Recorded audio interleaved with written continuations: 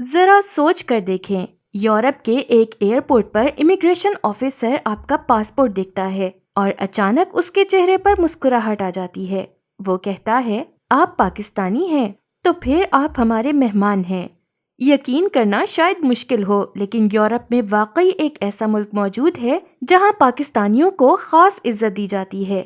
Europe کا ایک ایسا ملک جو باقی یورپی ممالک کے مقابلے میں آسانی سے ویزا دیتا ہے۔ تو آج ہم آپ کو سیر کروانے جا رہے ہیں بوسنیا کی۔ بوسنیا کی ان تاریخی گلیوں میں جہاں ہر موڑ پر تاریخ کی ایک نئی داستان سنائی دیتی ہے، اور جہاں مشرق اور مغرب کی ثقافتیں صدیوں سے ایک ساتھ زندہ ہیں۔ یہاں کی پتھروں سے بنی قدیم سڑکیں آج بھی سلطنت عثمانیہ کے دور کی جھلک پیش کرتی ہیں۔ ایک دلچسپ حقیقت یہ بھی ہے کہ اس ملک میں خواتین کی تعداد مردوں سے زیادہ ہے، جبکہ یہاں کی مسلم آبادی 50% سے زائد ہے۔ شاید آپ نے اس ملک کا نام تو سنا ہو، لیکن اس کے بارے میں زیادہ تر لوگ نہیں جانتے۔ لیکن آج کی اس ویڈیو کے بعد آپ بوسنیا کی تاریخ، خوبصورتی اور دلچسپ حقائق سے واقف ہو جائیں گے۔ تو آئیے شروع کرتے ہیں اس دلچسپ سفر کو۔ اس ملک کا سرکاری نام بوسنیا اور ہرزیگوینا ہے، لیکن زیادہ تر لوگ اسے صرف بوسنیا کے نام سے جانتے ہیں۔ ہرزیگوینا اس ملک کے نام کا وہ حصہ ہے جو اس کی صدیوں پرانی تاریخ کی یاد دلاتا ہے۔ ناظرین، بوسنیا ایک سیکولر ریاست ہے، یعنی یہاں کوئی سرکاری مذہب نہیں، لیکن اس کے باوجود اس ملک میں مسلمانوں کی بڑی تعداد رہتی ہے۔ اس لیے بوسنیا کو اکثر یورپ کا ایک مسلم ملک کہا جاتا ہے۔ بوسنیا ایک ایسا خوبصورت ملک ہے جو پہاڑوں اور سرسبز وادیوں میں گھرا ہوا ہے، جہاں شفاف ندیاں سبز نیلے پانی کے ساتھ بہتی ہیں اور کھیت سورج کی سنہری روشنی میں نہائے ہوئے نظر آتے ہیں۔ اس ملک کا دارالحکومت سرائیوو ہے، جو واقعی ایک خوبصورت شہر ہے۔ سرائیوو کی قدیم گلیاں اور سڑکیں مشرق اور مغرب کی صدیوں پرانی دوستی کی گواہی دیتی ہیں۔ یہاں کا ہر پتھر اور ہر دروازہ صدیوں پرانی تاریخ کی ایک داستان سناتا ہے۔ دوستو، یہ وہ ملک ہے جو پاکستانی عوام سے دل کی گہرائیوں سے محبت کرتا ہے، کیونکہ پاکستان نے ان پر ایک ایسا احسان کیا تھا جسے وہ کبھی نہیں بھلا سکتے۔ اس بارے میں ہم ویڈیو میں آگے بات کریں گے۔ اگر بات کریں بوسنیا کی بنیادی معلومات کی، تو 2026 کے اندازوں کے مطابق اس ملک کی آبادی تقریباً 31 لاکھ ہے۔ آبادی کے لحاظ سے یہ دنیا میں تقریباً 138ویں نمبر پر آتا ہے۔ اس ملک کا کل رقبہ تقریباً 51,200 مربع کلومیٹر ہے۔ رقبے کے لحاظ سے تقریباً 127ویں نمبر پر آتا ہے اور یہ یورپ کے بلقان خطے میں واقع ہے۔ بوسنیا کی سرحدیں 3 ممالک سے ملتی ہیں: کروشیا، سربیا اور مونٹینیگرو۔ دلچسپ بات یہ ہے کہ بوسنیا کے پاس بحیرہ ایڈریاٹک کے ساتھ تقریباً 26 کلومیٹر لمبی ساحلی پٹی بھی موجود ہے۔ اس ملک کا زیادہ تر حصہ پہاڑوں اور گھنے جنگلوں سے چھپا ہوا ہے۔ یہاں کے لوگ عام طور پر خوش اخلاق اور مہمان نواز سمجھے جاتے ہیں اور سیاحوں کے ساتھ بہت اچھا سلوک کرتے ہیں۔ یہاں بولی جانے والی اہم زبانوں میں بوسنیائی، سربیائی اور کروشین شامل ہیں، جبکہ بہت سے لوگ انگریزی زبان بھی سمجھ اور بول لیتے ہیں۔ مذہبی اعتبار سے اس ملک میں تقریباً 51% مسلمان، 31% آرتھوڈاکس عیسائی اور 15% کیتھولک عیسائی آباد ہیں۔ اگر بوسنیا کی معیشت کی بات کریں تو اس ملک کی جی ڈی پی تقریباً $30 بلین کے قریب ہے، اور یہاں کی فی کس سالانہ آمدنی تقریباً $9,000 بتائی جاتی ہے۔ لیکن بوسنیا کی اصل دولت اس کی قدرتی خوبصورتی ہے۔ یہاں کے پہاڑ، دریا اور وادیاں ہر آنے والے کو اپنے شہر میں گرفتار کر لیتے ہیں۔ مورخین کے مطابق بوسنیا نام غالباً بوسنا دریا سے نکلا ہے۔ قدیم رومن دور میں اس دریا کو بوسونا یا بوسینا کہا جاتا تھا۔ بوسنیا کو اکثر یورپ کا یروشلم بھی کہا جاتا ہے، کیونکہ یہاں عیسائی، یہودی اور مسلمان صدیوں سے ایک ساتھ رہتے آئے ہیں۔ دارالحکومت سرائیوو خاص طور پر اس وجہ سے مشہور ہے کہ یہاں مساجد، گرجا گھر اور یہودی عبادت گاہیں ایک ہی علاقے میں موجود ہیں۔ دوستو، بوسنیا کی تاریخ پر سب سے گہرا اثر سلطنت عثمانیہ کا ہے، جس نے 1463 سے لے کر 1878 تک، یعنی تقریباً 4 صدیوں تک اس سرزمین پر حکومت کی۔ اسی دور کی یادگاریں آج بھی بوسنیا کی گلیوں اور عمارتوں میں نظر آتی ہیں۔ اسی وجہ سے پورے شہر میں عثمانی طرز کی مساجد، پرانے بازار، تاریخی پل اور خوبصورت عمارتیں آج بھی دیکھنے کو ملتی ہیں۔ بوسنیا کے بہت سے شہروں کے نام آج بھی ترکی کے شہروں سے ملتے جلتے ہیں، جو اس بات کی یاد دلاتے ہیں کہ یہاں کبھی سلطنت عثمانیہ کی حکومت رہی تھی۔ ناظرین، شاید آپ کو یہ جان کر حیرت ہو کہ سرائیوو یورپ کے ان ابتدائی شہروں میں شامل تھا جہاں 19ویں صدی کے آخر میں سڑکوں پر پہلی مرتبہ بجلی کی اسٹریٹ لائٹس لگائی گئیں۔ بوسنیا یورپ کے ان چند ممالک میں سے ایک ہے جہاں پاکستانیوں کو خاص عزت دی جاتی ہے، لیکن اس عزت کے پیچھے ایک گہری اور دردناک تاریخ چھپی ہوئی ہے۔ اس کہانی کو سمجھنے کے لیے ہمیں 1992 میں واپس جانا ہوگا، جب سوشلسٹ جمہوریہ یوگوسلاویہ ٹوٹنے لگا تھا۔ بوسنیا ایک خوفناک جنگ کا شکار ہو گیا۔ اس جنگ میں سب سے زیادہ نقصان بوسنیائی مسلمانوں نے اٹھایا۔ سربیائی افواج کے مظالم نے ہزاروں بے گناہ جانیں لے لیں۔ پوری دنیا خاموش تھی اور بوسنیا کے لوگ تنہا اس آزمائش کا سامنا کر رہے تھے۔ اسی مشکل وقت میں پاکستان ان چند ممالک میں شامل تھا جنہوں نے بوسنیا کے لوگوں کی مدد کی۔ پاکستانی فوجیوں نے انسانیت کی مثال قائم کرتے ہوئے اپنا کھانا بھی بوسنیائی عوام کے ساتھ بانٹا۔ یہ اقدامات بوسنیا کی جنگ میں ایک اہم موڑ ثابت ہوئے۔ پاکستان کے اس وقت کے صدر فاروق لغاری نے جنیوا میں مسلم کانفرنس سے خطاب کرتے ہوئے کہا کہ پاکستان بوسنیا کے معاملے پر خاموش نہیں رہے گا، یہاں تک کہ جنگ ختم ہونے کے بعد بھی پاکستان نے بوسنیا میں اپنے فوجی دستے تعینات رکھے تاکہ بوسنیائی خواتین اور بچوں کی حفاظت کی جا سکے۔ پاکستان ان چند ممالک میں شامل تھا جنہوں نے بوسنیا کی جنگ کے دوران سفارتی اور انسانی سطح پر کھل کر حمایت کی۔ پاکستان نے عالمی سطح پر بوسنیا کے مسلمانوں کے حق میں آواز اٹھائی اور مشکل وقت میں ان کا ساتھ دیا۔ شاید یہی وجہ ہے کہ آج بھی بوسنیا کے لوگ پاکستان کو ایک مخلص دوست سمجھتے ہیں۔ دلچسپ بات یہ بھی ہے کہ بوسنیا نے آزاد جموں کشمیر میں ایک اسکول اور ایک صحت مرکز قائم کیا ہے، جو دونوں ممالک کے درمیان دوستی کی ایک خوبصورت مثال ہے۔ 1992 میں بوسنیا نے آزادی حاصل کی اور پاکستان ان ابتدائی ممالک میں شامل تھا جنہوں نے بوسنیا کو ایک آزاد ملک کے طور پر تسلیم کیا۔ دوستو، بوسنیا کو یورپ کے سستے ممالک میں شمار کیا جاتا ہے۔ یہاں کھانے پینے اور رہائش کے اخراجات یورپ کے کئی دوسرے ممالک کے مقابلے میں کم ہیں۔ یہاں کی خواتین بہت محنتی اور مضبوط سمجھی جاتی ہیں کیونکہ جنگ کے دوران بہت سے مرد شہید ہو گئے تھے، جس کے بعد خواتین نے خود کاروبار سنبھال لیا۔ آج بھی آپ کو یہاں بڑی تعداد میں خواتین دکانیں اور کاروبار چلاتی ہوئی نظر آتی ہیں۔ یورپ کے اس ملک میں اذان کی آواز سن کر دل کو عجیب سا سکون ملتا ہے، خاص طور پر سرائیوو کی غازی خسرو بیگ مسجد جو 16ویں صدی میں تعمیر کی گئی تھی۔ غازی خسرو بیگ عثمانی دور کے ایک گورنر تھے۔ کہا جاتا ہے کہ انہوں نے مسجد بنانے کے لیے چندہ جمع نہیں کیا بلکہ آس پاس کی مارکیٹ اور دکانیں خرید لیں اور انہی دکانوں کے کرائے سے مسجد کی تعمیر اور اخراجات پورے کیے۔ دلچسپ بات یہ ہے کہ یہ مسجد آج بھی اسی نظام کے تحت چل رہی ہے۔ دوستو، اگر ویزے کی بات کریں تو پاکستان میں بوسنیا کی ایمبیسی موجود ہے۔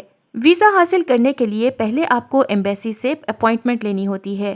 درخواست کے ساتھ عام طور پر یہ دستاویزات درکار ہوتی ہیں: پاسپورٹ، 6 ماہ کی bank statement, cover letter, travel insurance, travel plan اور بعض اوقات پراپرٹی یا دیگر مالی دستاویزات۔ ویزا فیس تقریباً 60 یورو کے قریب ہوتی ہے اور عام طور پر چند ہفتوں میں ویزے کا فیصلہ ہو جاتا ہے۔ بہت سے لوگ بوسنیا جا کر وہاں شادی بھی کرتے ہیں اور پھر آہستہ آہستہ اس خوبصورت یورپی ملک کی مستقل رہائش اور بعد میں پاسپورٹ حاصل کرنے کا راستہ بھی کھل جاتا ہے۔ بوسنیا کا پاسپورٹ دنیا کے طاقتور پاسپورٹس میں شمار ہوتا ہے اور عالمی رینکنگ میں تقریباً 45ویں نمبر پر آتا ہے۔ دوستو، بوسنیا کی خواتین اپنی خوبصورتی اور سادگی کی وجہ سے بھی دنیا بھر میں مشہور ہیں۔ یہاں کی خواتین عام طور پر وفادار ہوتی ہیں اور خاندانی زندگی کو بہت اہمیت دیتی ہیں۔ ملک میں جرائم کی شرح بھی بہت کم ہے۔ یہاں کے لوگ دل کے بہت نرم اور مہمان نواز سمجھے جاتے ہیں اور سادہ و پرسکون زندگی گزارنا پسند کرتے ہیں۔ بوسنیا میں نوکریوں کے مواقع زیادہ تر سیاحت، آئی ٹی، تعمیرات اور تعلیم کے شعبوں میں ملتے ہیں، جبکہ تنخواہیں یورپ کے دوسرے ممالک کے مقابلے میں کم ضرور ہیں، لیکن یہاں زندگی نسبتاً سستی ہونے کی وجہ سے لوگ پرسکون زندگی گزار رہے ہیں۔ 2025 کی ایک رپورٹ کے مطابق ہر سال تقریباً 20 لاکھ لوگ اس پراسرار اور تاریخی شہر کا سفر کرتے ہیں۔ پاکستان سے یہاں پہنچنے کے لیے عموماً ٹرکش ایئر لائنز کے ذریعے استنبول کا راستہ اختیار کیا جاتا ہے اور ٹکٹ کی قیمت تقریباً 2 سے 2.5 لاکھ تک ہوتی ہے۔ یہاں موجود سرائیوو انٹرنیشنل ایئرپورٹ شہر کا مرکزی ہوائی اڈہ ہے جو شہر سے زیادہ دور نہیں۔ اسی وجہ سے دنیا بھر سے آنے والے سیاح بہت آسانی سے سرائیوو پہنچ جاتے ہیں۔ لیکن جیسے ہی آپ شہر کے اندر قدم رکھتے ہیں آپ کو ہر طرف سلطنت عثمانیہ کے قدیم آثار اور تاریخی عمارتیں نظر آنے لگتی ہیں جو اس جگہ کی پرانی شان و شوکت کی گواہی دیتی ہیں۔ دوستو، یہ شہر صرف تاریخ ہی نہیں بلکہ لذیذ کھانوں کے لیے بھی مشہور ہے۔ یہاں موجود بوسنیائی بیکریاں سیاحوں کو اپنی طرف کھینچ لیتی ہیں، جہاں ٹرکش اور یورپی کھانوں کی خوشبو ہر طرف پھیلی ہوتی ہے۔ یہاں کی گوشت سے بھری پیسٹری اور مٹن کباب سوپ کا ذائقہ ایسا ہوتا ہے کہ جو ایک بار چکھ لے وہ اسے کبھی نہیں بھولتا۔ اور جب بات آئے بوسنیائی خاص کافی کی تو بہت سے لوگ اسے اس کے گہرے اور چاکلیٹ جیسے ذائقے کی وجہ سے یاد رکھتے ہیں۔ اس شہر کی اصل خوبصورتی دیکھنے کے لیے سیاح اکثر بلند پہاڑی مقامات کا رخ کرتے ہیں، جہاں سے پورا سرائیوو شہر اپنی مکمل شان کے ساتھ نظر آتا ہے۔ نیچے پھیلا ہوا شہر، سرخ چھتوں والے گھر اور چاروں طرف پھیلے پہاڑ، یہ منظر دیکھ کر تقریباً ہر سیاح حیران رہ جاتا ہے۔ اس کے بعد ہم رخ کرتے ہیں ایک ایسے مقام کا جو اس شہر کی تاریخ کا اہم حصہ سمجھا جاتا ہے۔ یہ قدیم قلعہ ایک اونچی پہاڑی پر قائم ہے، جہاں تک پہنچنے کے لیے اولڈ ٹاؤن سے پیدل سفر کرنا پڑتا ہے۔ اس تاریخی قلعے کو یلو فورٹریس یا یوٹا ٹابیجا کہا جاتا ہے، جہاں سے پورا سرائیوو شہر ایک شاندار اور دلکش منظر پیش کرتا ہے۔